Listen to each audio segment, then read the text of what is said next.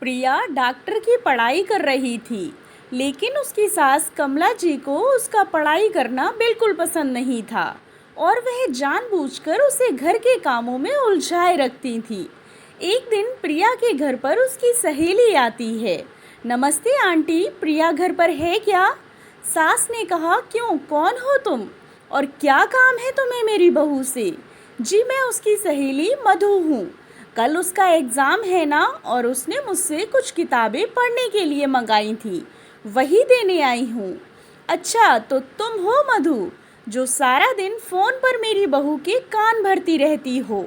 देख लड़की, अगर आज के बाद तूने मेरी बहू को उल्टी सीधी बात पढ़ाई तो मुझसे बुरा कोई नहीं होगा। अरे खबरदार, अगर आज के बाद मेरी बहू को फ़ोन किया और दोबारा इस घर में दिखाई दी तुम। अरे माँ जी, पता नहीं आप किस ज़माने की औरत हैं। मैं तो सिर्फ आपकी बहू की मदद करना चाहती थी, लेकिन क्या करें, बेचारी की किस्मत ही फूटी है, उसे आप जैसी सास मिली है।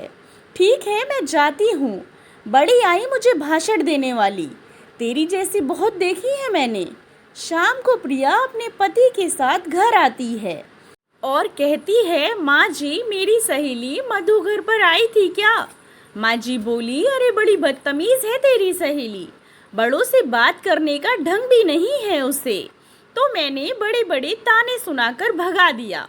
प्रिया, अरे भगवान, अब क्या होगा, कल मेरा एग्ज़ाम है। सास कमला जी, अरे तेरी यह बेकार की पढ़ाई में क्या रखा है, बड़ी आई डॉक्टर बनने, चुपचाप घर के कामों में ध्यान दे। कल मेरी कुछ सहेलियां घर पर आ रही हैं, उनकी खातिरदारी में कोई कमी नहीं रहनी चाहिए। प्रिया, जी माँ जी। प्रिया मुंह फुलाकर वहाँ से चली जाती है। अगले दिन का पूरा समय प्रिया का सास की सहेलियों की खातिरदारी में और घर के काम में बीत जाता है और प्रिया एग्ज़ाम नहीं दे पाती है। उस रात प्रिया अपने पति प्रशांत को सारी बात बताती है। प्रशांत, अब क्या बोलूँ, यह माँ भी ना, कोई बात नहीं, तुम अपना मूड ठीक कर लो, अगली बार अच्छे से पढ़ाई करना। कुछ दिनों के बाद बाहर से कांति जी की आवाज़ आती है। अरे कमला बहन, घर में प्रिया है? कमला जी, क्या हुआ कांति, तू इस तरह लंगड़ा क्यों रही है? अरे क्या बताऊं कमला बहन, सीढ़ियाँ उतरते वक्त मेरा पैर फिसल गया और पैर में सूजन आ गई है, इसीलिए तेरी बहू से दवा लेने आई हूँ। कमला जी बोली, मेरी समझ में नहीं आता, लोग छोटी छोटी बातों को लेकर डॉक्टर के पास क्यों जाते हैं? अरे तेरा पैर मुड़ गया है ना, ला अभी तेरे पैर को मैं ठीक कर देती हूँ, दिखा तेरा पैर। कमला जी कांति जी का पैर पकड़कर जोर से खींचती हैं। कांति जी, अरे मर गई, ऐसा बोलकर जोर से चीखती हैं। कमला जी, अरे क्या हुआ, आराम मिला? कांति जी बोली, एक तो मेरा पैर पहले से मचका हुआ है, कहीं ऐसा ना हो कि ज़्यादा मोच आ जाए, रहने दे तू, अब मैं चलती हूँ। और वो चली जाती हैं। थोड़ी देर के बाद प्रिया घर आती है। माँ जी, अरे कहाँ मर गई थी सुबह से? प्रिया, माँ जी, मैं अपनी किताबें लेने गई थी। और प्रिया अपने कमरे में चली जाती है। माँ जी, अच्छा, इन किताबों ने इसका दिमाग खराब कर रखा है, यह किताबें ही सारी मुसीबत की जड़ हैं। थोड़ी देर में ही वहाँ से रद्दी लेने वाला और खाली बोतल लेने वाला चिल्लाता हुआ गुजर रहा होता है। सास ने बहू की सारी किताबें रद्दी वाले को दे दी। रद्दी वाला बोला, यह तो सब अंग्रेजी में लिखी हुई बहुत महंगी किताबें हैं। कमला जी बोली, तू लेकर जाता है कि नहीं? फिर रद्दी वाला सब किताबें लेकर चला जाता है। प्रिया को जब इस बात का पता चलता है तो वह बहुत दुखी होती है और अपनी पढ़ाई पूरी करने के लिए लाइब्रेरी में पढ़ने के लिए जाने लगती है।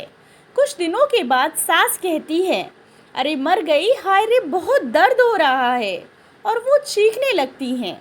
उनसे सहा नहीं जाता। प्रशांत बोला, माँ तुम्हारी तबीयत बिगड़ती जा रही है, वह बंगाली बाबा की दवाइयाँ नहीं लाई? कमला जी, अरे नाम मत ले उस ठग का, वह खुद का तो उपचार कर नहीं सकता, मेरा क्या खाक करेगा? फिर प्रशांत ने कहा, ठीक है माँ, मैं प्रिया को फ़ोन करके बुलाता हूँ। प्रिया लाइब्रेरी में किताबें पढ़ रही होती है। तभी उसके पति प्रशांत का फ़ोन आता है। प्रिया: जी बोलिए। प्रशांत: माँ की तबीयत ठीक नहीं है, जल्दी घर पर आ जाओ। प्रिया: जी मैं अभी आती हूँ। थोड़ी देर के बाद प्रिया घर पहुँचती है और कहती है, क्या हुआ माँ जी? थोड़ा बहुत बुखार है, माँ जी ने कहा। प्रिया: फिक्र मत करो माँ जी, आप मुझे एक बार चेकअप करने दीजिए, सब ठीक हो जाएगा। माँ जी: अच्छा ठीक है बहू, जैसी तेरी मर्जी। प्रिया कमला जी का चेकअप करती है। चिंता ना करें माँ जी, आपकी बीमारी समय रहते पता चल गई है, जल्दी ठीक हो जाएगी। अगर थोड़े दिन गुजर जाते तो इन्फेक्शन ज़्यादा फैल जाता और लेने के देने पड़ जाते।